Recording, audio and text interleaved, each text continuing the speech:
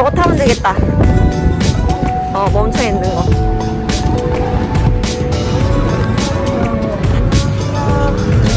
청담역으로 와주세요. 여기요? 네. 1시간 전에 오고, 이거 당뇨병 검사하는 그건데? 당뇨병 진단 용이었어? 지금 먹어야겠다. 해야 돼. 그냥 가세요. 기분 나쁜 젊은 놈들한테 말 들으면. 달달한데? 괜히 약이라고 생각하니까 먹기 싫은 것 같아. 응, 다 먹었어.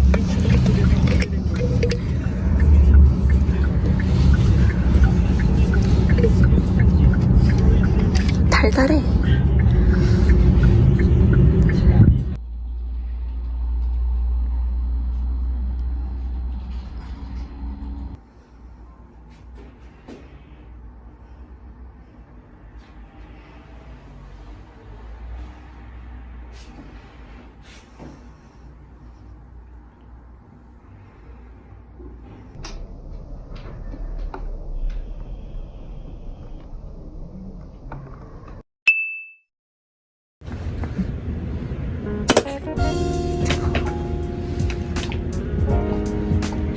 오늘은 잘 보였으면 좋겠다.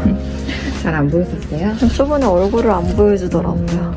어이구, 천장 보고 있는데요? 아, 그러네요. 오늘은 그냥 간단하게 보는 거죠. 그쵸. 많이 컸죠? 심장 소리 들어볼게요. 어이구, 놀다. 어이구, 놀다.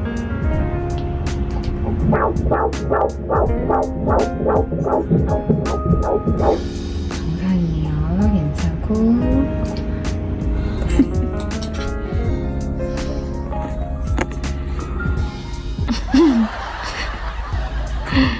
찡그린 거. 진짜 남자같이 생겼다, 엄마. 여자 같진 않아.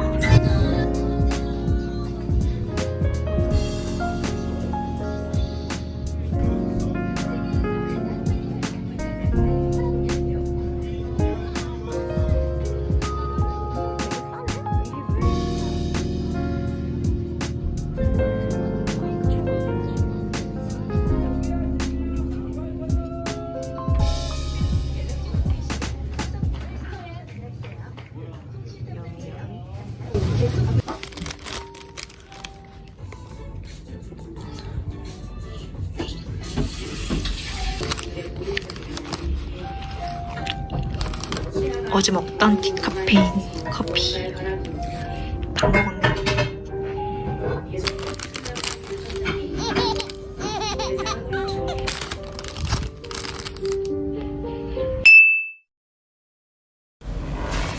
네, 25조 임상검사를 잘 마치고 왔고요.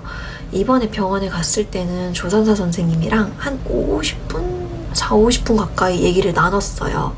그래서 평소에 궁금했었던 것들 중에서 원장님한테 물어보지 못했던 것들, 그런 것들을 조산사 선생님이랑 한 번 더 물어보는 시간을 가졌었고, 첫 번째 키워드는 무통주사, 촉진제를 정말 안 맞는지, 그리고 두 번째는 회원부 절개를 정말 안 하는지, 안 하는 이유, 그리고 마지막은 둘라 선생님을 쓸 건지 안 쓸 건지, 이런 것들에 대해서 얘기를 나눠보고 왔습니다. 무통주사 같은 경우는 아예 안 맞는 거는 아니에요. 여기가 자연주의 출산을 모토로 하고 있지만, 만약에 제가 원한다라고 하면은 무통주사를 할 수도 있고 촉진제에도 쓸 수가 있다라고 하더라고요. 경우에 따라서는. 그리고 뭐 제왕절개도 들어가서 할 수도 있고 다 할 수가 있는데, 무통주사를 딱히 안 하는 이유는 호흡법이나 욕조에 들어갈 수가 있거든요. 진짜 막 이만한 욕조가 있어요. 통증 완화나 이런 게 충분히 되기 때문에 무통주사가 필요가 없다, 안 하고서도 충분히 다 출산을 하신다라고 말씀을 하시더라고요. 무통주사 또한 그게 감염 위험이 있기는 하대요. 무통주사를 맞는 산모님들이 회복이 조금 더딘 부분들이 있다, 이런 말씀도 하시더라고요. 척추 가까이 이쪽에 넣는 거거든요. 여기 허리에다가. 근데 과학적으로 증명된 거는 아니지만 옆에서 조산사로서 한 8년 동안의 일을 하면서 봤을 때는 조금 그런 게 있다라고 말씀을 하시더라고요. 두 번째는 회원부절개. 회원부절개를 여기서는 아예 안 해요. 안 하는 이유가 회원부절개가 저는 그냥 겉에 보이는 것만 이렇게 되는 건 줄 알았더니 회원부절개라는 게 겉에 피부뿐만 아니라 안쪽에 근육이랑 이런 것들도 절개가 많이 된대요. 그러다 보니까 아무래도 절개를 안 한 사람들보다 절개를 하신 분들이 회복이 훨씬 더 더디돼요. 아프고. 제가 또 궁금했던 것 중에 하나인데 조산사 선생님이 먼저 말씀을 하셨어요. 깔끔하게 절제를 해주지 않으면은 여기저기가 터져서 오히려 상처가 많이 나고 아프지 않냐라는 얘기를 선생님도 많이 들으셨고 저도 그런 얘기를 실제로 들었었거든요. 실제로는 절대 그렇지가 않대요. 오히려 절제를 한 게 피부 박리가 많이 되기 때문에 회복이 더디다라고 말씀을 하시더라고요. 그리고 마지막으로 얘기를 했던 거는 둘라 선생님을 쓸 건지 안 쓸 건지를 이번에 물어보시더라고요. 대부분 둘라가 어떤 건지 전혀 모르실 거예요. 그리고 또 이게 자연 출산하시는 분들만 하고 일반 병원에서는 전혀 그런 분들을 고용을 하지 않기 때문에 모르시는데 일단 프리로 일을 하시는 분들이고 의료인은 아니에요. 의료인은 아닌데 아기를 받는 거를 오랫동안 일을 하셔서 이 산모가 어떤 상황인지를 알고 자세를 이렇게 바꿔준다든지 내가 호흡을 못할 때 계속 호흡하고 컴다운 할 수 있게끔 도와주고 마사지 같은 것도 해주고 이거를 내가 진통하는 그 기간 동안 밀착으로 붙어서 케어를 해주시는 분이에요. 여기 병원 프로그램 중에서 남편 둘라라는 게 있어요. 남편이랑 저랑 같이 그 수업을 들으면서 남편이 이럴 때는 이렇게 해주고 저럴 때는 저렇게 해주고 막 이런 거를 가르쳐주는 그런 프로그램인데 실질적으로 남편이 그거를 잘 못한대요.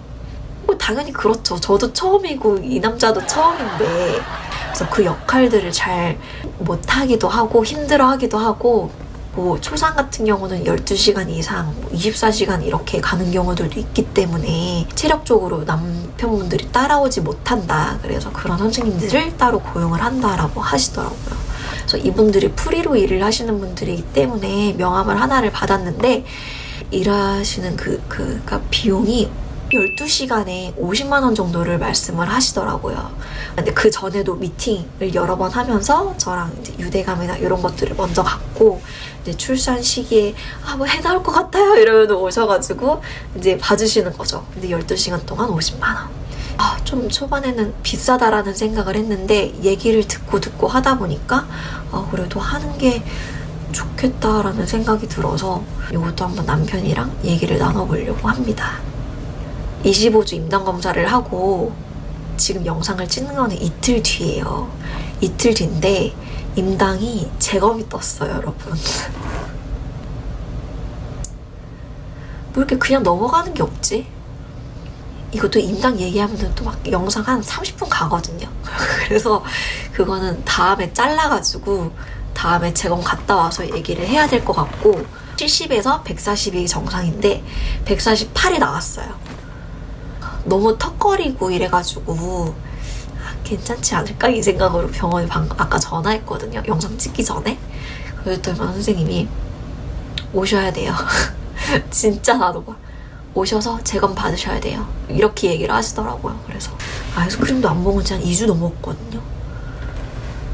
근데 빵에서 걸렸나? 제가 저체중이었어가지고 저희 시어머니가 간호사 하시거든요. 간호사시고 산부인과에서도 오래 계시고 다니셨어서 어머니가 과일 괜찮다. 너는 체중도 미달이고 하니까 많이 먹어라. 그냥 많이 먹어라. 괜찮다라고 하셔가지고 제가 과일을 전혀 조심을 안 했어요. 단 거 땡기면은 과일 먹고 귤 먹고 귤을 많이 먹었어. 귤. 그래서 여러분 체중이 많이 나가건 적게 나가건 과일은 진짜 별로인 것 같아요. 과일 정말 많이 드시지 마세요.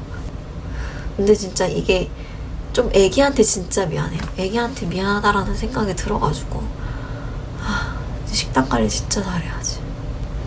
오늘 영상은 이 정도로 마무리를 하고 임신성 당뇨병에 대해서도 한번 제대로 다뤄서 영상을 찍어볼게요.